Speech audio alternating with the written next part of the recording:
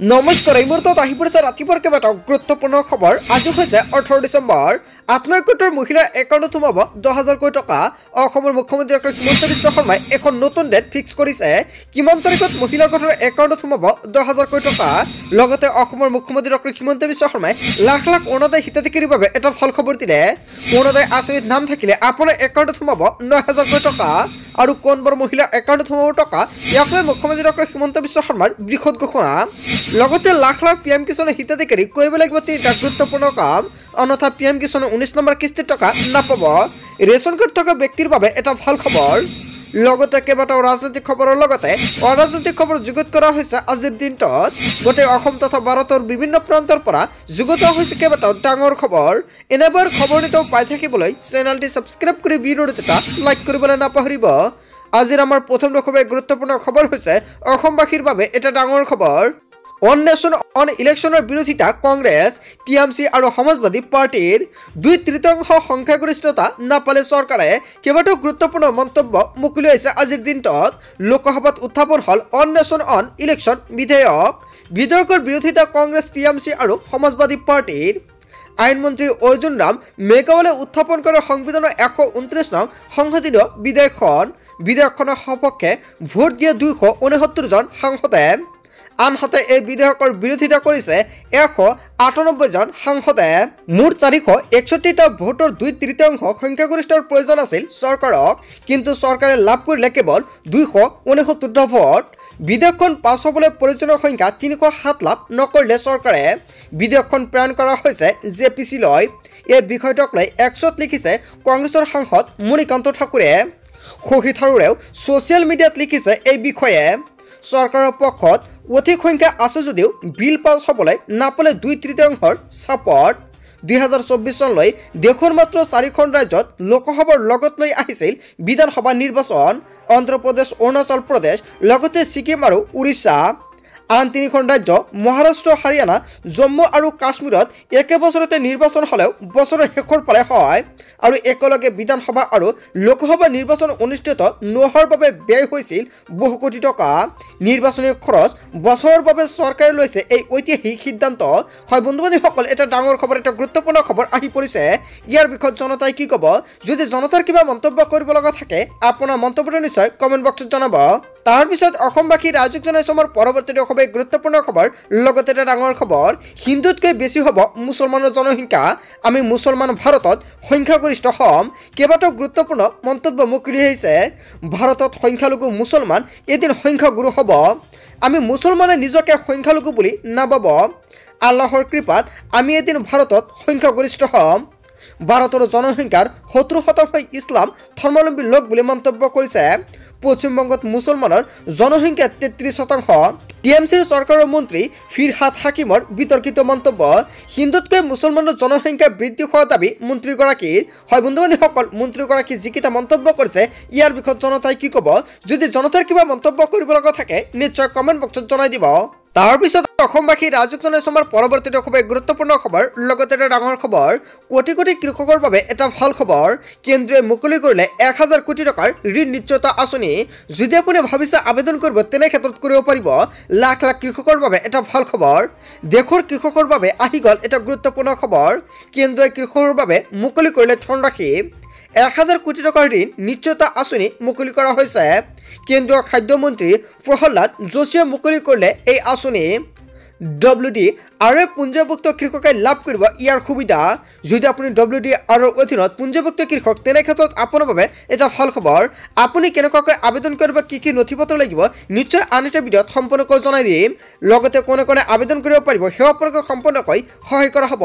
তাৰ বাবে সকলোৱে আগতীয়াকৈ চেনেলটি ছাবস্ক্ৰাইব কৰি ৰাখিব। তাৰপিছত অসমবাসী ৰাইজক জনাইছো আমাৰ পৰৱৰ্তী খুবেই গুৰুত্বপূৰ্ণ খবৰ। লগতে এটা ডাঙৰ খবৰ, SBIত খালী হৈছে 13,735টা পদ। ক'ত কিদৰে কৰিব আবেদন সম্পূৰ্ণকৈ জানি লওক। আপুনি যদি ভাবিছে SBIত নিযুক্তিৰ বাবে আবেদন কৰিব তেনে ক্ষেত্ৰত কৰিব পাৰিব। চৰকাৰী চাকৰি বিচাৰি থকা সকলৰ বাবে সোণালী সুযোগ। ষ্টেট বেংক অফ ইণ্ডিয়াত খালী হৈছে হাজাৰ হাজাৰ পদ।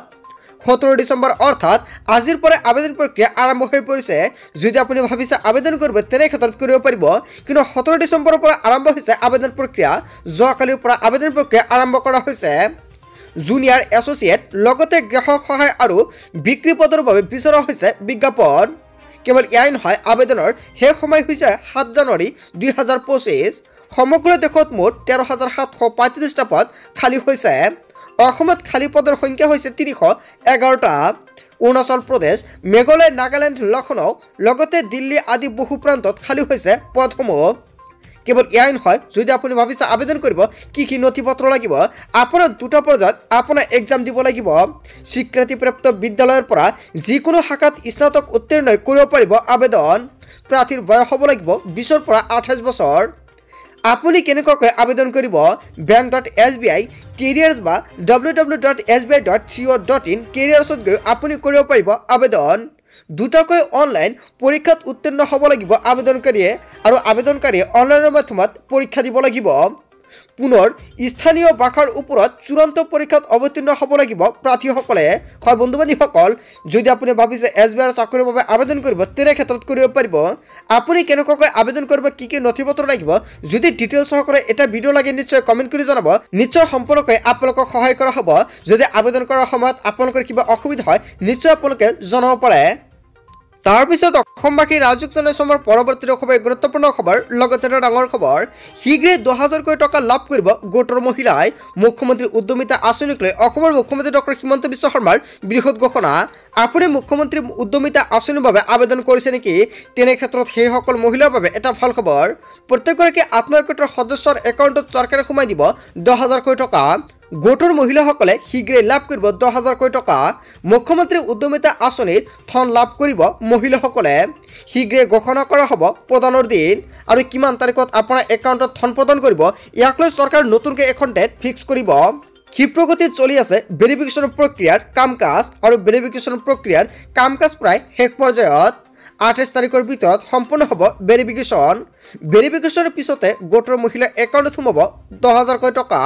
মুখ্যমন্ত্ৰী মহিলা উদ্যমিতা আঁচনিত যদি আপুনি ভাবিছে আবেদন কৰিব, তেনে ক্ষেত্ৰত নতুনকৈ কিন্তু এতিয়া কৰিব নোৱাৰিব। যিসকল মহিলাই আবেদন কৰিছিলে সেইসকল ব্যক্তিৰ একাউণ্টত 10,000 টকা প্ৰথম পৰ্যায়ত সোমাই দিব, আৰু দ্বিতীয় বছৰত অথবা 2026ত চৰকাৰে আকৌ 25,000 টকা সোমাই দিব মহিলা গোটৰ একাউণ্টত। ইয়াক লৈ মুখ্যমন্ত্ৰী ডক্টৰ হিমন্ত বিশ্ব শৰ্মাই বৈঠকত মিলিত হৈ কেইবাটাও গুৰুত্বপূৰ্ণ সিদ্ধান্ত গ্ৰহণ কৰিছে। 10,000 টকা পাবলৈ হ'লে অতি শীঘ্ৰে বেংক একাউণ্টৰ লগত আধাৰ কাৰ্ডখন লিংক কৰক, অন্যথা আপুনি আত্মসহায়ক গোটত 10,000 টকা নাপাব। তাৰপিছত অসমবাসী ৰাজুক জনসমৰ পৰৱৰ্তী খুবেই গুৰুত্বপূৰ্ণ খবৰ, লগতে এটা ডাঙৰ খবৰ। কোটি কোটি কৃষকৰ বাবে এটা ডাঙৰ খবৰ। বীমা কৰা কৃষকক চৰকাৰে দিব ক্ষতিপূৰণ। 15 ফেব্ৰুৱাৰীৰ ভিতৰত কৰক পঞ্জীয়ন। যিসকল কৃষকে আবেদন কৰিছিলে সেইসকলৰ একাউণ্টত চৰকাৰে সোমাই দিলে টকা। দেশৰ কোটি কোটি কৃষকৰ বাবে এটা ভাল খবৰ। পথাৰত ধানৰ পৰিৱৰ্তে ওলাইছে নেকি পতান? সুৰপোকে অনিষ্টি কৰিছে নেকি কৃষি পথাৰ? পথাৰত নষ্ট হোৱা ফচলক লৈ চিন্তা কৰিব নালাগে কৃষকসকলৰ। নষ্ট হোৱা ফচলৰ ক্ষতিপূৰণ লাভ কৰিব দেশৰ কৃষকে। চৰকাৰে ক্ষতিপূৰণ দিব কৃষকসকলক। ফচল বীমাৰ যোগেদি লাভ কৰিব নষ্ট হোৱা ফচলৰ ক্ষতিপূৰণ। 15 ফেব্ৰুৱাৰীৰ ভিতৰত কৰিব লাগিব পঞ্জীয়ন। যিসকল কৃষকে ইতিমধ্যে ফচল বীমা কৰাইছে সকলোৱে পাব ধনৰাশি। দেশৰ 19.67 কোটি কৃষকে লাভ কৰিছে ফচল বীমাৰ সুবিধা। পৰিশোধ কৰা হ'ল 1.65 লাখ কোটি টকাৰ দাবীৰ ধন।